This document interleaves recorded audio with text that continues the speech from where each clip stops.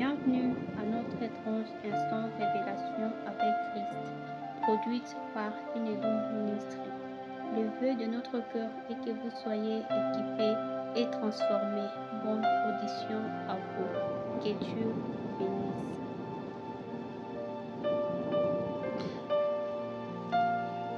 Il est écrit dans Jean chapitre 17 au premier verset.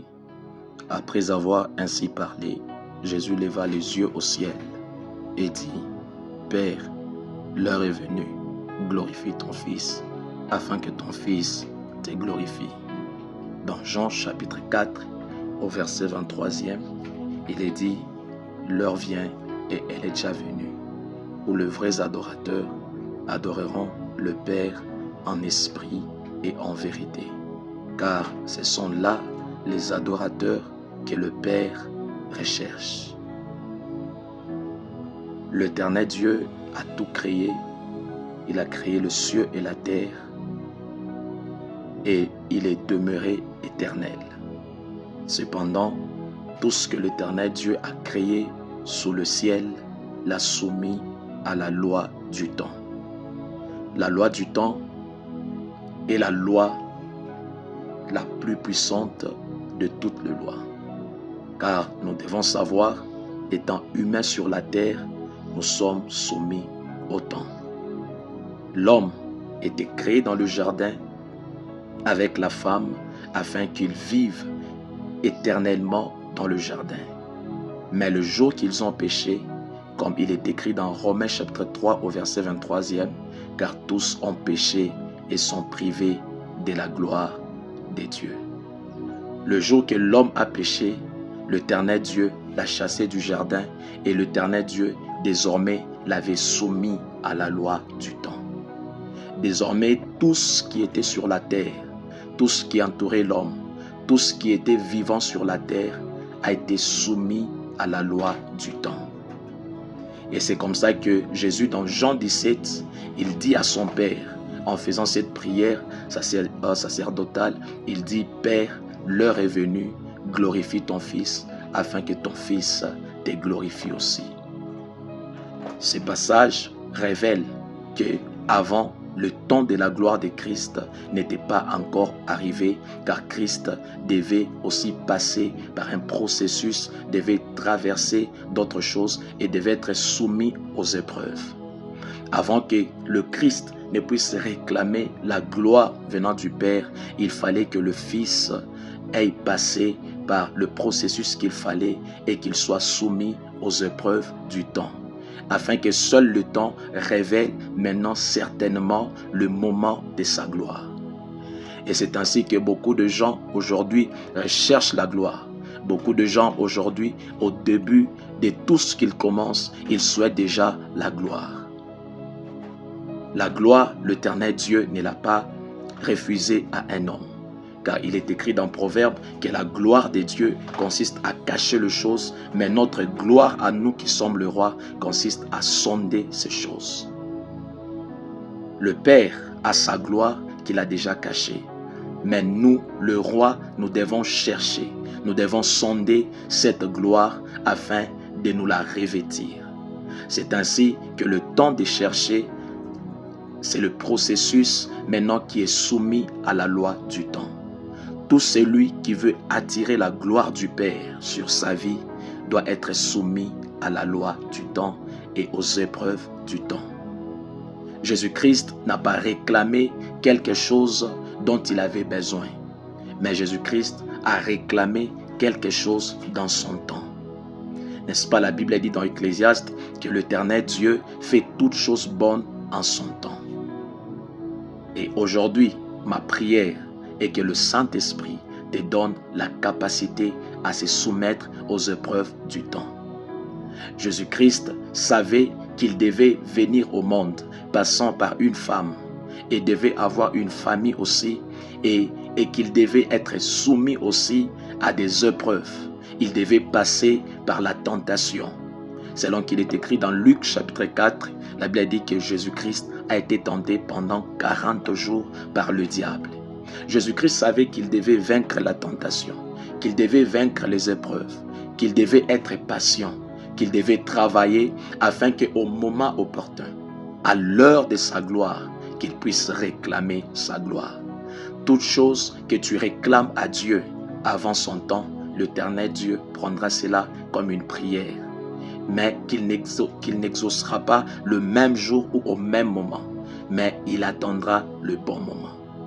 Ainsi, parmi le fruit de l'esprit, l'apôtre Paul est en train de nous enseigner que la patience aussi en fait partie.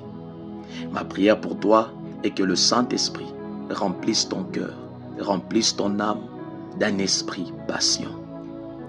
Tous ceux qui ont refusé d'être patients et de se soumettre aux épreuves du temps ont fini par tout perdre.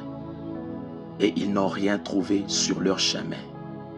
Le plus important dans la vie n'est pas de courir, mais le plus important dans la vie est de marcher selon le temps de Dieu. Puisse l'Éternel Dieu t'accorder un esprit de discernement des temps. Selon que les fils d'Isaacar, la Bible témoigne qu'ils avaient l'intelligence des temps. Jésus-Christ a dit à cette femme samaritaine, qui elle à son tour disait à Christ qu'il n'y a pas de relation entre nous les Samaritains et vous les Juifs. Certainement, avant la venue du Christ, il n'y avait pas de relation entre le Samaritain et le Juif. Mais lorsque Christ est venu, c'est alors que l'heure était arrivée, afin que les barrières qui étaient entre le Samaritain et le Juif soient brisées. Il y a des choses dans la vie d'un homme. Il y a des coutumes imposées.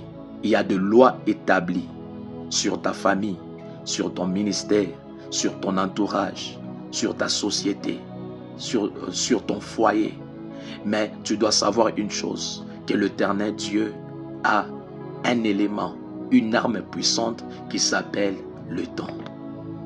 Lorsque le temps arriva où le mur, la barrière qui était entre le Samaritain et le Juif devait être brisée, alors cette limite, cette barrière a été brisée.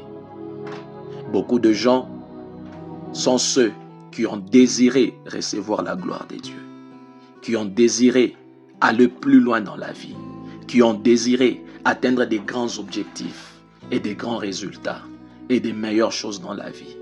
Et l'Éternel Dieu n'était jamais contre ces personnes, car il est écrit, recommande ton sort à l'Éternel, mets en lui ta confiance et il agira.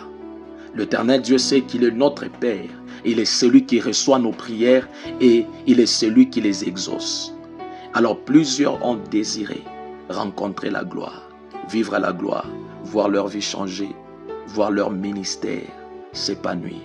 Mais cependant, l'Éternel Dieu avait reçu tous ses désirs comme des requêtes. Mais l'Éternel Dieu attendait le bon moment. Il attendait l'heure qui devait arriver, l'heure qui devait être fixée. Car c'est le temps qui devait accomplir d'autres choses. Mais certains, par manque de patience, ont préféré conclure des alliances avec Satan, avec le démon, en disant l'Éternel Dieu a beaucoup traîné. Cependant, Jésus-Christ, sa vie sur la terre, nous a appris une chose. Avant de dire à son Père, glorifie-moi.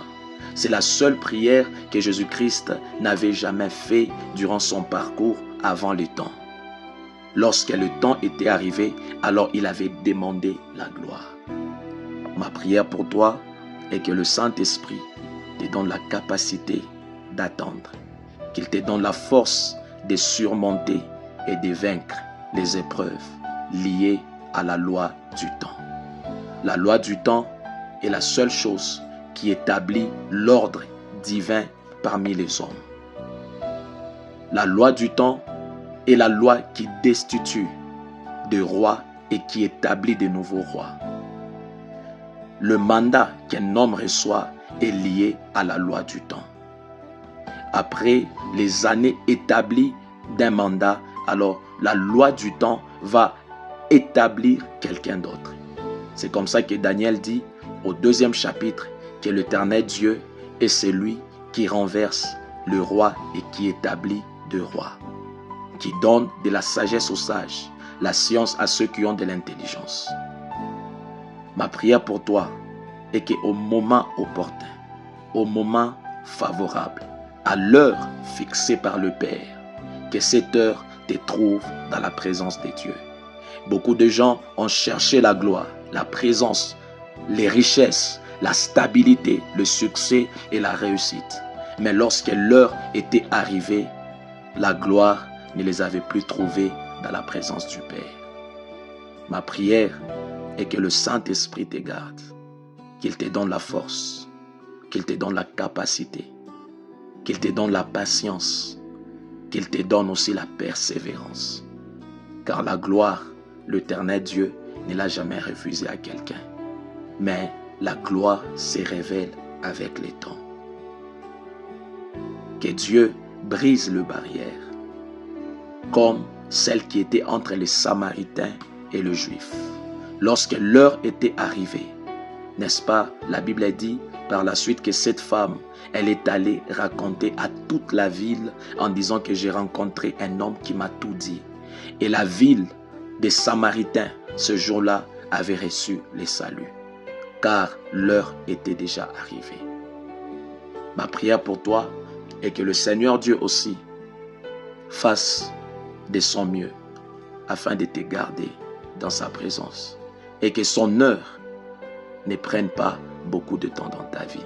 Mais une chose, sois patient et sois persévérant. Que Dieu te bénisse abondamment.